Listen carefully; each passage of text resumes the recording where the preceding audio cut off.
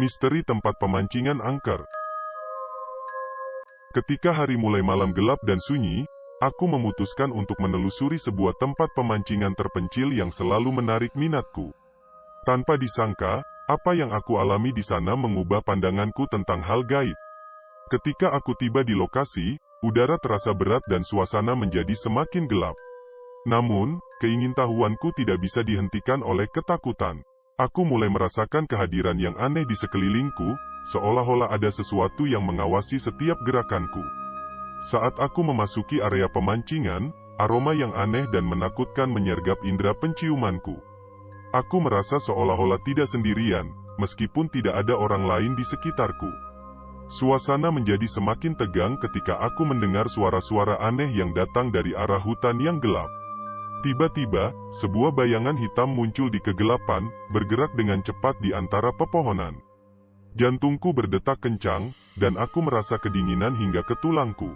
Tanpa berpikir panjang, aku memutuskan untuk merekam semua yang aku alami dengan kamera ponselku.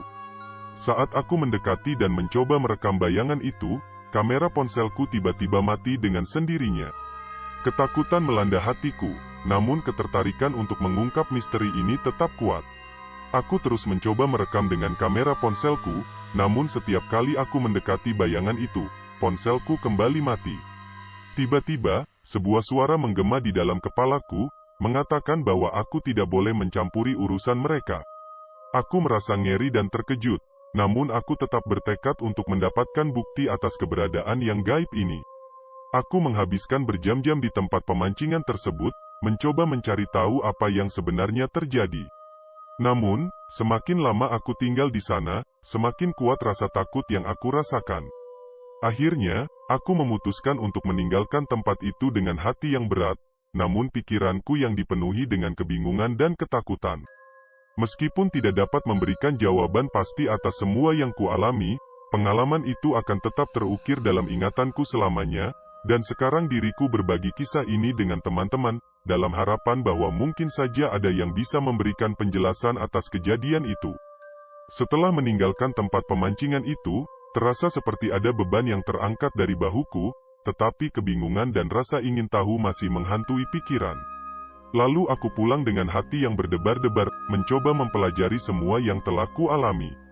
Saat kembali ke rumah, aku menghabiskan berjam-jam untuk meninjau kembali rekaman yang kubuat di tempat pemancingan tadi.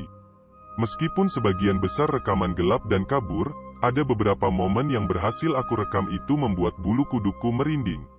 Aku memutuskan untuk melakukan penelitian lebih lanjut tentang misteri di tempat pemancingan itu, mencari tahu apakah ada cerita atau kejadian mistis yang terkait dengan tempat itu. Namun, hasilnya tidak begitu memuaskan.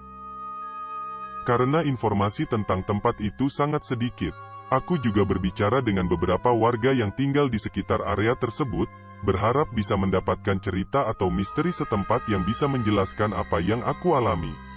Meskipun beberapa orang memberikan cerita-cerita menarik, tidak ada yang sepenuhnya cocok dengan pengalaman yang aku alami. Dengan pertanyaan yang masih belum terjawab, aku memutuskan untuk kembali ke tempat pemancingan itu lagi suatu hari nanti, bersiap untuk memperoleh lebih banyak bukti atau mungkin mencoba berkomunikasi dengan keberadaan gaib yang aku temui. Meskipun pengalaman itu menakutkan, itu juga memberi rasa ingin tahu yang lebih besar tentang hal gaib. Bertekad untuk melanjutkan penelusuran dan eksplorasi saya, dalam harapan bahwa suatu hari aku akan mendapatkan jawaban atas semua misteri yang aku temui. Keesokan harinya, diriku memutuskan untuk berbagi pengalaman dengan teman-teman dan juga dengan komunitas online yang tertarik pada hal-hal yang bersifat mistis. Aku ingin mendengar pendapat mereka tentang apa yang mungkin terjadi di tempat pemancingan itu dan apakah mereka pernah mengalami hal serupa. Diskusiku di online sangatlah menarik, dengan banyak orang yang berbagi pengalaman serupa atau memberikan teori tentang apa yang mungkin terjadi di tempat pemancingan itu. Beberapa orang mengusulkan bahwa aku mungkin telah berpapasan dengan makhluk gaib atau jin penunggu tempat itu, sementara yang lain berpendapat bahwa ada energi negatif yang terkonsentrasi di tempat tersebut. Dari teman-temanku, ada yang menyarankan untuk mencari bantuan dari seorang ahli supranatural yang mungkin dapat membantuku memahami apa yang kualami. Aku awalnya merasa ragu untuk melakukannya, tetapi pikiranku untuk mendapatkan jawaban atas misteri ini semakin kuat. Sementara itu, aku terus melakukan penelusuran lewat online tentang misteri tempat pemancingan tersebut. Aku lalu menemukan beberapa cerita dari orang-orang yang pernah berkunjung ke sana dan mengalami pengalaman aneh yang mirip dengan yang kualami. Ini memberi sedikit kelegaan, mengetahui bahwa aku tidak sendirian dalam pengalaman ini. Namun, ketika malam tiba, pikiranku kembali terbawa pada pengalaman yang menakutkan di tempat pemancingan itu.